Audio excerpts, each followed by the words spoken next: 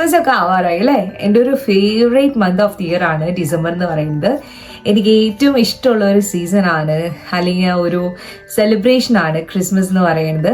പിന്നെ അത് കൂടാണ്ട് എൻ്റെ ബർത്ത്ഡേ ഡിസംബറിലാണ്. അതുകൊണ്ട് എനിക്ക് ഡിസംബർ ഭയങ്കര സ്പെഷ്യലാണ്. അപ്പോൾ ഇന്നത്തെ വീഡിയോയിൽ നമ്മൾ പറയാനായിട്ട് ഉദ്ദേശിക്കുന്ന കാര്യങ്ങൾ എങ്ങനെയാണ് നമുക്കൊരു മന്ത് പ്ലാൻ ചെയ്യാന്നുള്ളതാണ്. നമ്മുടെ ഇവൻറ്റ്സും നമുക്ക് ചെയ്യാനുള്ള കാര്യങ്ങളൊക്കെ എങ്ങനെ നമുക്ക് ഈസി ആയിട്ട് സ്കെഡ്യൂൾ ചെയ്യാം എന്നുള്ള കാര്യങ്ങളൊക്കെയാണ് നമ്മളിന്ന് പറയാൻ പോകുന്നത്. So welcome you all to my YouTube channel Supriya speaks.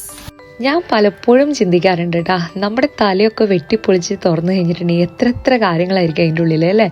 കല്യാണം, മരണം, അടിയന്തരം, 41, മാമോദീസ, പിറന്നാൾ, വെഡിങ് ആനിവേഴ്സറി, കുർബാന, ഓണം, വിഷു, കൊടകര ഷഷ്ടി, തൃശ്ശൂർ, അങ്ങനെ ഒരുപാട് ലിസ്റ്റ് ഓഫ് ഇവൻറ്റ്സ് നമ്മുടെ തലയുടെ ഉള്ളിലുണ്ടാവും അല്ലേ. ഇതിൻ്റെ ഇടയിൽ പല ഇവൻറ്റ്സും പല ഒക്കേഷൻസും നമ്മൾ മറന്നു പോകാനുള്ള ചാൻസസ് എന്ന് പറയുന്നത് വളരെ കൂടുതലാണ്. സോ ഞാൻ ചെയ്യുന്ന കാര്യം എന്ന് പറഞ്ഞിട്ടുണ്ടെങ്കിൽ ഒരു മന്തിൻ്റെ സ്റ്റാർട്ടിങ്ങിൽ ആ മന്തിൽ ഏറ്റവും അത്യാവശ്യമായിട്ടുള്ള കാര്യങ്ങൾ പ്ലാൻ ചെയ്ത് നോട്ട് ചെയ്ത് വെക്കുക എന്നുള്ളതാണ്. അതുകൊണ്ട് തന്നെ ആ ഡേറ്റ്സ് മറന്നു പോകാനുള്ള ചാൻസസും വളരെ കുറവായിരിക്കും.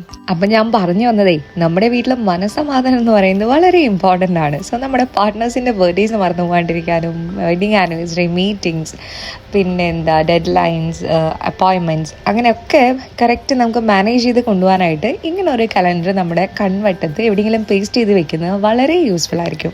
ഇനി ഇതെങ്ങനെയാണ് ക്രിയേറ്റ് ചെയ്യണമെന്ന് നോക്കാം. നമ്മുടെ കലണ്ടറിൽ എങ്ങനെയാണോ ഒരു മന്ത് ഉള്ളത് അതേപോലെ തന്നെ ഒരു വൈറ്റ് പേപ്പറിൽ കോളംസ് ഒക്കെ വരച്ച് ഡേറ്റ്സും ഡേയ്സും ഒക്കെ നോട്ട് ചെയ്ത് വെക്കുക എന്നുള്ളതാണ് സ്റ്റെപ്പ് നമ്പർ 1. ഞാനിവിടെ ക്രിയേറ്റ് ചെയ്യുന്നത് ഡിസംബർ മന്തിലെ കലണ്ടറാണ്. ഇത് വളരെ സിസ്റ്റമാറ്റിക് ആയിട്ട് നമുക്ക് ചെയ്യാൻ പറ്റും. ഇതിനുള്ള ഒരുപാട് ആപ്സും ഇപ്പോൾ അവൈലബിൾ ആണ്. പക്ഷേ എനിക്ക് എപ്പോഴും കൺവീനിയൻ്റ് ആയിട്ടുള്ള കാര്യങ്ങൾ നമ്മൾ കാണുന്ന എവിടെയെങ്കിലും ഇതിങ്ങനെ പേസ്റ്റ് ചെയ്ത് വെക്കുക എന്നുള്ളതാണ്. കൈ കൊണ്ടൊക്കെ എഴുതി, അതെനിക്ക് കുറച്ചുകൂടി ഇഷ്ടമുള്ള ഒരു കാര്യമാണ്. വെറുതെ നമ്മളൊരു കലണ്ടർ ക്രിയേറ്റ് ചെയ്യുന്നതും അതിലെ കുറച്ച് കളേഴ്സൊക്കെ ആഡ് ചെയ്ത് ക്രിയേറ്റ് ചെയ്യുന്നതും കാണാനായിട്ട് ഭയങ്കര ഡിഫറെൻ്റ് ആണ് കേട്ടോ. എനിക്ക് കുറച്ചും കൂടെ കളർഫുൾ ആയിട്ട് നമ്മൾ ചെയ്യുന്ന കാര്യങ്ങളും, ഇപ്പോൾ ഈവൻ ഞാൻ നോട്ട്സ് എഴുതാണെങ്കിൽ പോലും കുറച്ചും കൂടെ കളർഫുൾ ആയിട്ട് ടോപ്പിക്സ് ഒരു കളറിൽ, സബ് ടോപ്പിക്സ് ഒരു കളറിലൊക്കെ അങ്ങനെ ചെയ്ത് വെക്കുകയാണെങ്കിൽ എനിക്ക് കുറച്ചുകൂടെ കാണാനായിട്ടും പഠിക്കാനായിട്ടൊക്കെ ഭയങ്കര രസമാണ്. അപ്പോൾ അതേപോലെ തന്നെയാണ് കലണ്ടറിലും കുറച്ചും കൂടെ കളേഴ്സൊക്കെ ആഡ് ചെയ്ത് വരുവാണെങ്കിൽ, കുറച്ച് കളർ കോഡ്സ് യൂസ് ചെയ്യുകയാണെങ്കിൽ നമുക്ക് ആ ഇവൻറ്റ്സ് പെട്ടെന്ന് സ്ട്രൈക്ക് ചെയ്യും.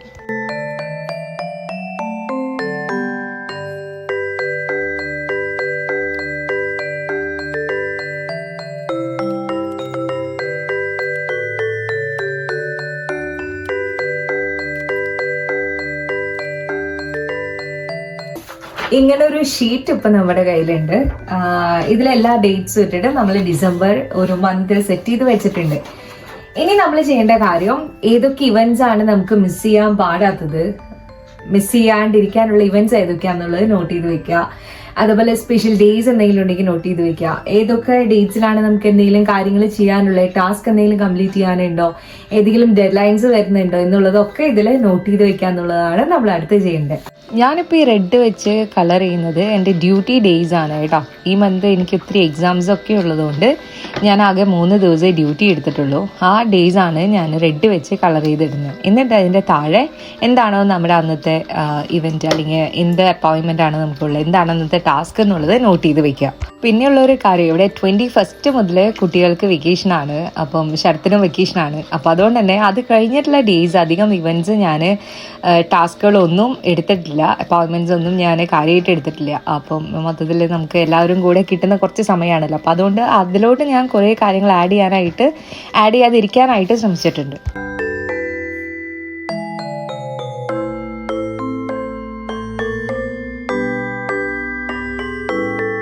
അടുത്തത് ഞാൻ മാർക്ക് ചെയ്യുന്നത് ബ്ലൂ കളർ കോഡാണ് കേട്ടോ. ബ്ലൂ വെച്ച് ഞാൻ മാർക്ക് ചെയ്യുന്നത് നമ്മുടെ ആരെങ്കിലും ക്ലോസ് ആയിട്ടുള്ള ആളുകളുടെ ബർത്ത്ഡേയ്സോ വെഡിങ് ആനിവേഴ്സറി അങ്ങനെയുള്ള കാര്യങ്ങളാണ്.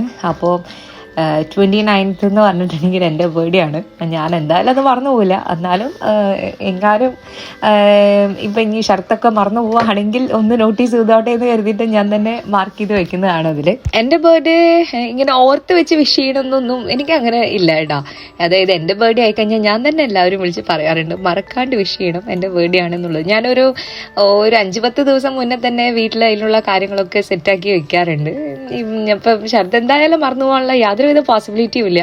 കാരണം ഇടവിടാതെ 3 നേരം ഞാൻ ഓർമ്മിപ്പിക്കാറുണ്ട് എൻ്റെ ബർത്ത്ഡേ വരാൻ പോവാണ് എന്നുള്ള കാര്യങ്ങൾ. ഇതിൽ December 3 എന്ന് പറഞ്ഞിട്ടുണ്ടെങ്കിൽ ദിയയുടെ ബർത്ത്ഡേ, 23 എൻ്റെ വലിയൻ്റെ ബർത്ത്ഡേ ആണ്, 24 എൻ്റെ ഒരു കസിൻ്റെ ബർത്ത്ഡേ ആണ്, 27 എൻ്റെ ഒരു കസിൻ്റെ ബർത്ത്ഡേ ആണ്, 29 എൻ്റെ ബർത്ത്ഡേ ആണ് കേട്ടോ. നമ്മുടെ വീട്ടിൽ ഈ ബർത്ത്ഡേ ഒരു 3 തുടങ്ങി കഴിഞ്ഞിട്ടുണ്ടെങ്കിൽ പിന്നെ നിരത്തി പിടിച്ച ബർത്ത്ഡേസ് ആണ്.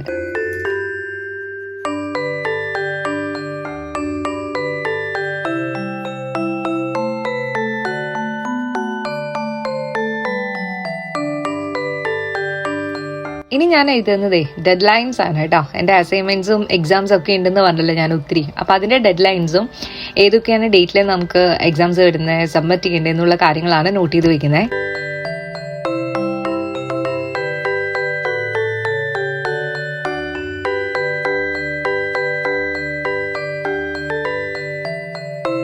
ഇനി ബാക്കി വരുന്ന എക്സ്ട്രാ കാര്യങ്ങൾ, അതായത് പേഴ്സണൽ ആയിട്ടുള്ള കാര്യങ്ങളും പ്രൊഫഷണൽ ആയിട്ടുള്ള കാര്യങ്ങളെല്ലാം ഞാൻ ഇതിൽ തന്നെയാണ് നോട്ട് ചെയ്ത് വെക്കാറുള്ളത്. അപ്പോൾ ഇനി ബാക്കിയുള്ള സോഷ്യൽ കമ്മിറ്റ്മെൻറ്റ്സ്, ഫാമിലി ഇവൻറ്റ്സ്, അങ്ങനെയുള്ള എല്ലാ കാര്യങ്ങളും നമ്മൾ നോട്ട് ചെയ്ത് വെക്കുകയാണ്. 26-നാണ് നമ്മൾക്ക് റെൻറ്റ് പേ ചെയ്യേണ്ടത്. അപ്പോൾ അത് നോട്ട് ചെയ്ത് വെക്കണം. പിന്നെ എന്തെങ്കിലും ബിൽസും കാര്യങ്ങളും ചെയ്യാനുണ്ടെങ്കിൽ അത്, പിന്നെ നമ്മുടെ വീട് കൊടകരയാണല്ലോ, തൃശ്ശൂർ. അപ്പോൾ കൊടകര ഷഷ്ടി വരുന്ന December 7-നാണ്. നമ്മൾ നാട്ടിലില്ല, എന്നിരുന്നാൽ പോലും അതൊക്കെ ഒരു ഭയങ്കര വികാരങ്ങളാണല്ലോ. അപ്പോൾ അതുകൊണ്ട് ഒരു സമാധാനത്തിന് വേണ്ടി ഞാൻ അത് നോട്ട് ചെയ്ത് വെക്കുവാണ്. ഇത്രയും കാര്യങ്ങളാണ് എനിക്ക് ഈ മന്ത് ചെയ്യാനുള്ളതും ചെയ്ത് തീർക്കാനായിട്ടുള്ളതും ഒക്കെ കേട്ടോ.